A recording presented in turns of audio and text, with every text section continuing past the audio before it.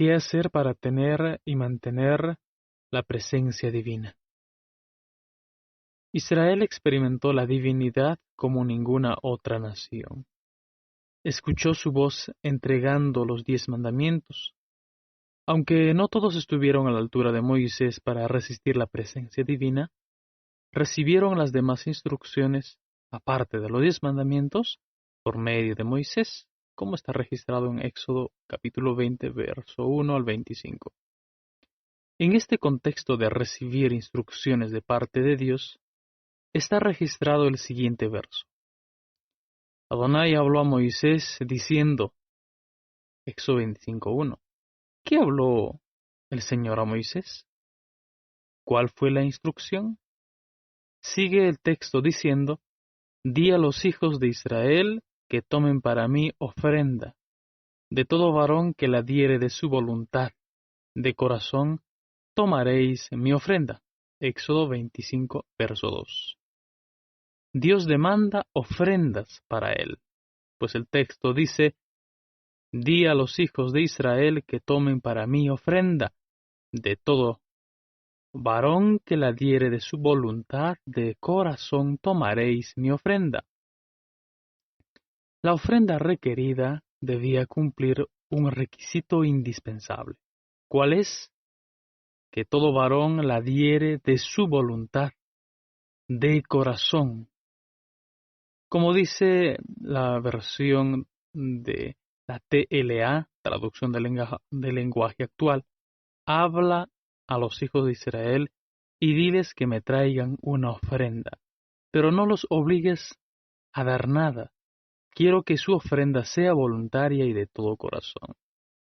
Mis amigos, la ofrenda debía ser voluntario y de todo corazón, no de forma obligatoria. ¿Qué tipo de ofrenda se debía entregar a Dios? Éxodo 25, verso 3 al 7 dice, oro, plata, cobre, azul, púrpura, carmesí, lino fino, pelo de cabras, pieles de carneros teñidos de rojo, pieles de tejones, madera de acacia, aceite para el alumbrado, especias para el aceite de la unción y para el incienso aromático, piedras de ónice, piedras de engaste para el efod y para el pectoral. ¿Para qué este tipo de ofrendas? Para hacer un santuario, como dice capítulo 25, verso 8, y me harán un santuario para mí y habitaré en medio de ustedes.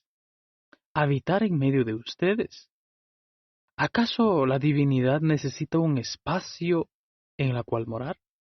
Claramente que no es así, pues el Dios que hizo el mundo y todas las cosas que en él hay, siendo Señor del cielo y de la tierra, no habita en templos hechos por manos humanas, ni es honrado por manos de hombres como si necesitase de algo, pues Él es quien da a todos vida y aliento y todas las cosas. Hechos 17, 24 al 25.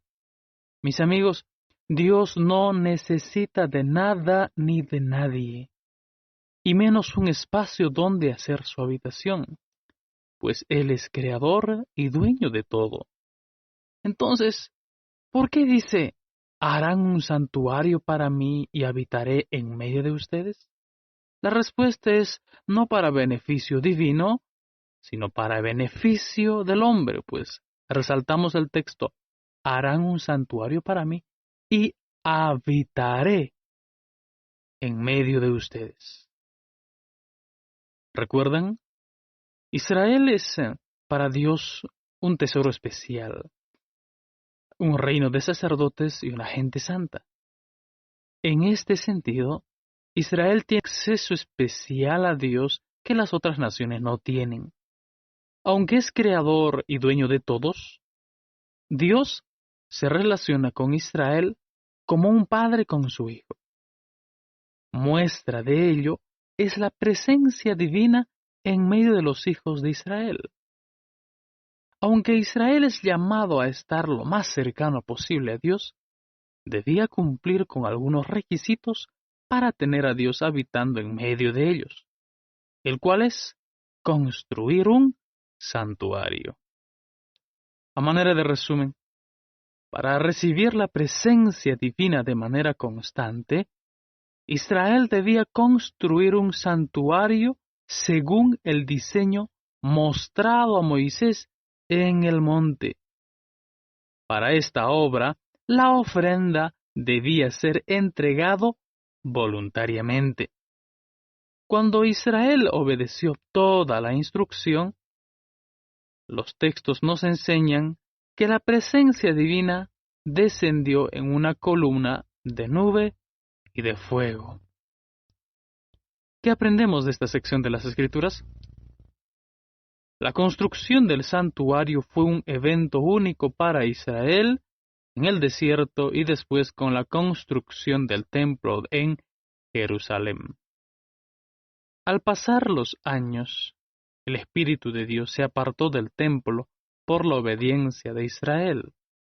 Después fue destruido y no tenemos un templo físico en Jerusalén ya más de 2000 años. Dios, por medio de sus profetas, anunció una época, el cual es conocido como el tiempo del nuevo pacto, en la cual el Espíritu de Dios moraría no solo en un santuario o templo físico, sino, escuche bien, en cada corazón de los hijos de Israel, según está profetizado en Jeremías capítulo 31, verso 31 al verso 34. Este evento profético tiene su cumplimiento por medio de la obra de Cristo Jesús.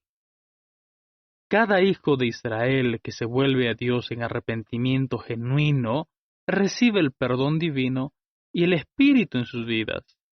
Y esto hace posible que puedan amar y vivir los mandamientos de Dios. Escuche bien. Esta obra hace posible que puedan amar y vivir los mandamientos de Dios, mostrando así el cumplimiento de las profecías anunciadas. Hablando de ello, también el apóstol Pablo dijo a los hermanos de Corinto, en su carta 1 Corintios capítulo 3 verso 16, que dice: ¿No sabéis que sois templo de Dios y el Espíritu de Dios mora en vosotros? Mis amigos, si nos unimos y permanecemos en Cristo y su obra, gracias a este mérito tenemos acceso a la presencia divina, no por mérito propio, sino por la obra de Cristo Jesús. Por ello, somos ahora morada de Dios, quienes en realidad nos hemos arrepentido de nuestros pecados y nos hemos vuelto al autor de nuestras vidas por medio de su Hijo. Pablo también dice de esta manera en capítulo 6, verso 19, verso 20. ¿O ignoráis que vuestro cuerpo es templo del Espíritu, el cual está en vosotros, el cual tenéis de Dios y que no sois vuestros? Porque habéis sido comprados por precio. Por tanto, glorificad a Dios en vuestro cuerpo y en vuestro espíritu, los cuales son de Dios. Al saber que nuestro cuerpo es el templo de Dios, debemos conducirnos con esta conciencia. Debemos cuidar y valorar este santuario, es decir, nuestro cuerpo físico. No debemos contaminarlo, sino todo lo contrario. Debemos glorificar a Dios no solo con nuestra boca, sino con nuestros cuerpos, porque son de Dios. Solo de esta manera podremos experimentar de manera real y constante a Dios en nuestras vidas. ¿Cómo está tratando su cuerpo físico? ¿Cómo saber si tiene el Espíritu Santo morando en tu ser? La respuesta es cuando te conduces según la instrucción divina, y esto basado en Jeremías capítulo 31. Le pregunto, ¿vives según los mandamientos de Dios? Usted sabe la respuesta. Para terminar la reflexión de hoy, recordemos, cuando Israel construyó el santuario con las ofrendas voluntarias, según el diseño divino, la presencia divina habitaba en medio de ellos. Pero cuando Israel desobedecía, el Espíritu de Dios se apartaba de ellos. Este principio es inmutable, mis amigos. Cuando el hombre se dispone a hacer las cosas según el diseño divino, experimenta la presencia divina. El día que se conduce en desobediencia, se aparta de su vida la presencia divina. Nosotros, que por los méritos de Cristo experimentamos el acceso a la presencia divina, debemos seguir permanentemente unidos al Maestro, pues solamente su obra nos limpia de nuestros pecados y hace posible que seamos ante Dios limpios y sin mancha, para así el Espíritu pueda morar en nuestras vidas. Tenemos el deber de permanecer unido a Cristo para mantener la presencia divina en nuestras vidas. Como las ramas de la vid, para vivir y llevar fruto permanecen unidos a la vid, así nosotros debemos estar unidos a Cristo.